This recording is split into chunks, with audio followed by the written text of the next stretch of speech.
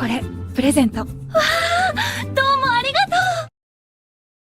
ဆရာမတို့မွေးနေ့ဝဲမှာတုံးသွားတဲ့အတုံးလုံးလေးပေါ့နော်ခိုရဲဒီဟာဒီပစ္စည်းလေးကပူရဲစန်းတို့လက်ဆောင်ဒါလေးကလက်ဆောင်ပေးခြင်းလို့ပါလို့ပြောရတာပေါ့နော်ကောင်းမလေးက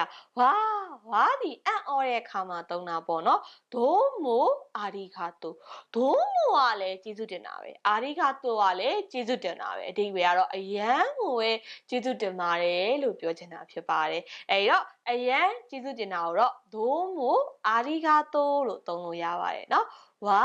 ဒိုးမိုအာရီဂါတိုအယံကိုပဲကျေးဇူးတင်ပါတယ်လို့သုံးသွားတာဖြစ်ပါတယ်အဲ့တော့အဓိကအားဖြင့်အောင်ဆန်းစစ်တို့ရိုးရိုးပြောချင်တယ်ဆိုရင်တော့ဒိုးမိုကျေးဇူးပဲအဲ့လိုမဟုတ်ဘဲနဲ့ရိုးရိုးတတိပြောချင်တယ်ပေါ့နော်ရင်းရင်းကြေးကြေးပြောချင်တယ်ဆိုတော့ဂေါ်ဆိုင်မတ်ပါရပါမယ်နော်အာရီဂါတိုဂေါ်ဆိုင်မတ်ကျေးဇူးတင်ပါတယ်တဲ့နော်အဲ့ဒါကိုမှအယံကျေးဇူးတင်တယ်လို့ပြောချင်ကတော့ဒိုးမိုနဲ့အာရီဂါတိုကိုပေါင်းပြီးတော့ဒိုးမိုအာရီဂါတိုအယံကျေးဇူးတင်ပါတယ်ဆိုတဲ့အဓိပ္ပာယ်လေးပါ